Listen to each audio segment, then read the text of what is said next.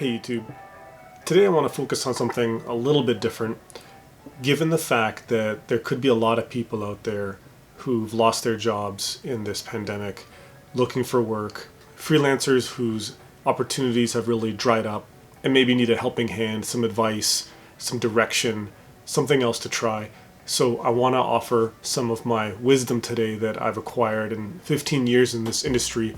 I've worked with print and design and creative and photography as full-time, as freelance, in very different capacity and roles.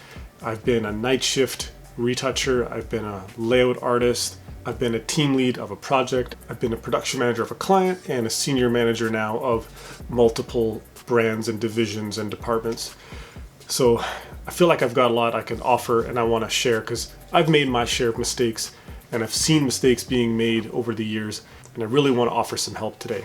These are quite possibly things that I wish I knew starting out because I didn't have somebody to show me the way. Not a month goes by where I'm not asked for referrals or references to try and help people out, and I've got people jobs, people have gotten me jobs, and that's where I want to start on the first topic today is the network. You've probably heard it many times, reach into your network, it's all who you know. And I want to talk a bit about what that means and different ways that it can be used in today's world in 2021. Obviously, nobody's really attending network events right now, but there are a lot of online events, and it's very hard to convert those relationships. It's a very one-sided relationship. Somebody's just talking to you on a screen. So how do you convert that into work? Well, I can give you an example of, I was at a network event and they're very expensive, so they're not something that everybody can do last year. And a company was advertised at that event. The person was not even there, but I reached out to them because I learned about them through the network event. We developed a relationship through email, through COVID-19. We kept in contact until there was some work available, and then boom, an opportunity came where we could work together on something. I had their contact on file, ready to go for when the time came. And I'm so happy that I used that network contact and I kept in contact with them. I didn't just make a cold call 10 months later and say, hey, I met you at this event, remember me? That's too late.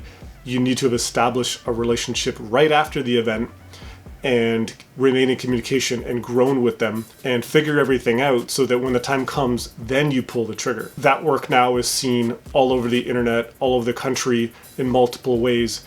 And I'm very happy that I utilized my network in that case. An easy way to also use your network is just everybody at work right now. How are you staying in contact with them? If they were to leave tomorrow, are you keeping in contact with them? Are you on their LinkedIn? Are you a couple weeks, months later, are you messaging them where they're at? Are they on LinkedIn, Instagram? Are they on YouTube? There should be no cold calls 10, 12 months later, 2 years later. When you need a job and you're asking somebody for help, you need to have maintained that relationship where they can say, oh yeah, that person's been tracking with me. They like my video. They like my images. I think I want to help that person out. So you can see how their mentality is, they've been kind of working with me. Now I kind of want to work with them. It's a give and take. That's using your network in your immediate surroundings and strengthening it. That is your strongest way to find work, is who do you already know? So start reaching out to those relationships right now and building them really slowly over time so that there's no surprises. So let's say you get that interview and you've got your foot in the door, you're working towards a position, you're now at the stage where you're looking to negotiate your paycheck and your salary, and I want you to know that everything is negotiable, not even just your salary, your responsibilities, your hours, the days you work. You have some control here, but only if you know your worth. How do you find out your worth? Well, you could easily just start Googling those positions online and see what are other people getting paid, how are they working, how are they being treated. That should empower you with enough information to help you negotiate what you think is a fair deal. I wish I knew this early on, because in my first year or two of working, it was actually during like 9/11 when a recession hit, and people were actually taking time off voluntarily who didn't need to work to free up space for other people. And somebody around my team did that, and unfortunately that created a huge gap, and I was eventually asked by my manager to go and do that job. And here I am sitting in this room and they're asking me to do something that I didn't want to do. I didn't know how much it was worth, how much that person was getting paid. And I knew the company really needed it. So at first I was like, no, I don't want to do it. Find somebody else. but the pressure was on me because I didn't know what I was worth. I didn't know what that position was worth.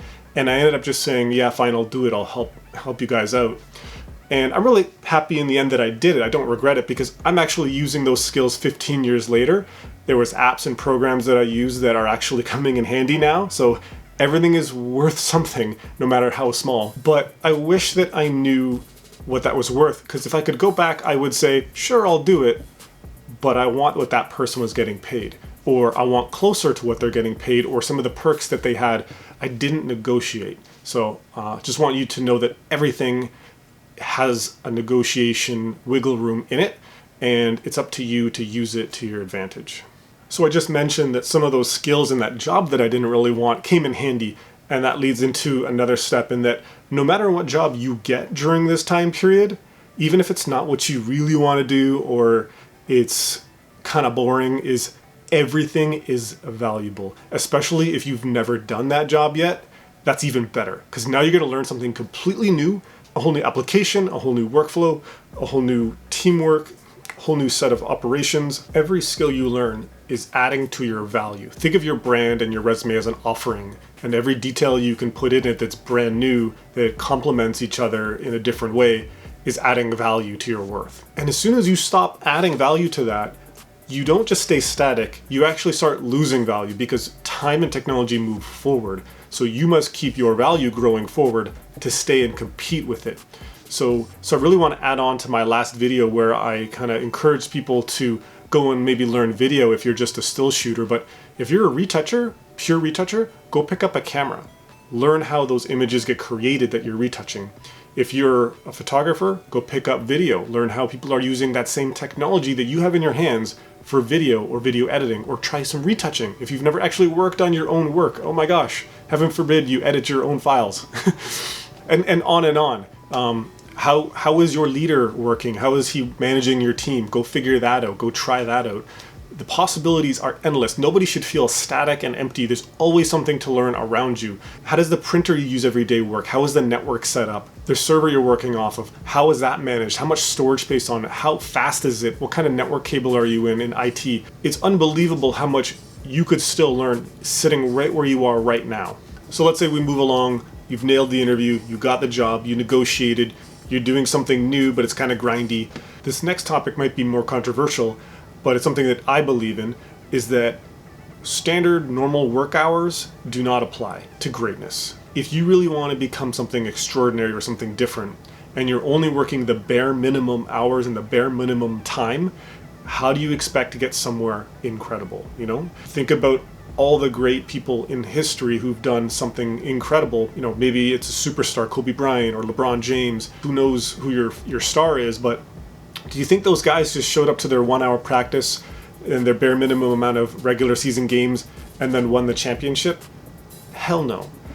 They probably were in the gym 3-4 hours earlier, practicing twice as much as the rest of the NBA, and got to be that legend status. So you need to start thinking how you can use your extra hours to your advantage, to grow, to challenge yourself, to get to the next step, to learn a new skill.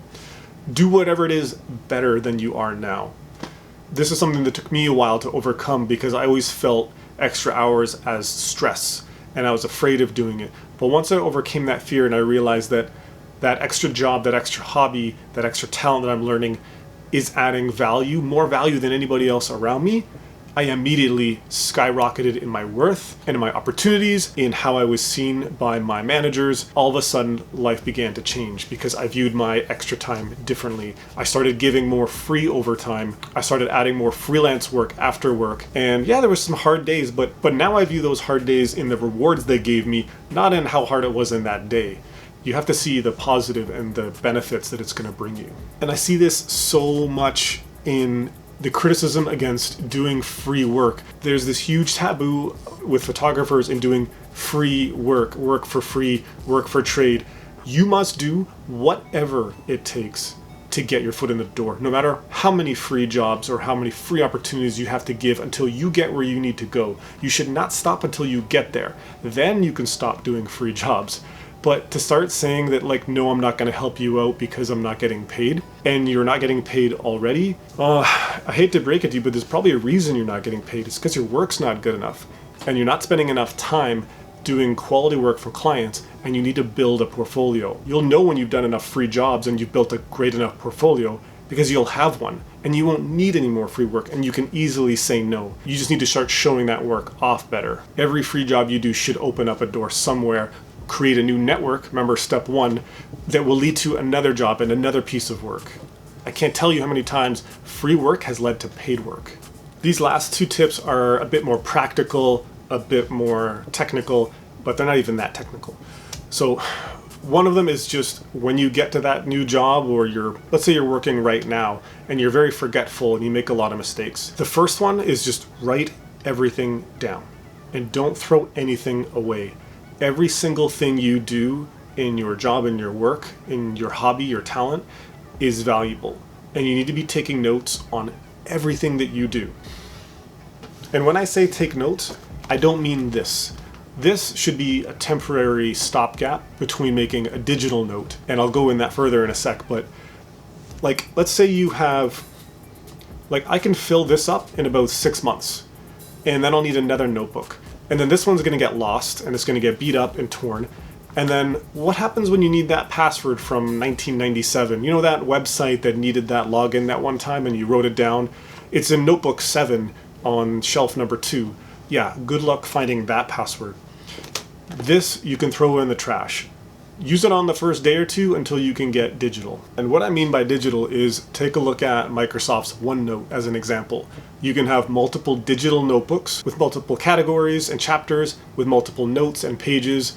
And if you need to find that password from 1997, you just type in the search password for this application, and it'll go to the right page in the right notebook automatically and show you what you need. And that was a game changer for me. I've never gone back to pen and paper once I found that, and it's escalated my productivity probably 10 times because now I have more information at my fingertips quicker, and it's in better condition. I can update it without having to scratch and scribble and start a new page and rewrite things.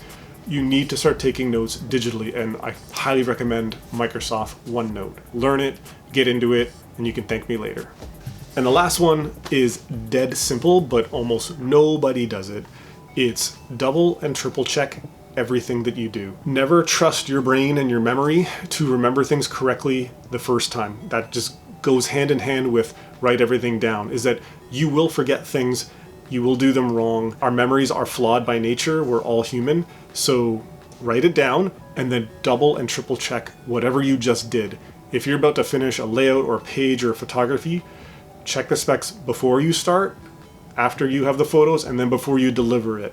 Check it 3 times because I guarantee you, at least once this year, you're gonna forget and do something wrong, and you're gonna wish that you checked it again. As soon as I started double and then triple checking my work, immediately I started being seen among my managers and my first roles as somebody responsible, somebody accountable, somebody professional, somebody accomplished, trustworthy.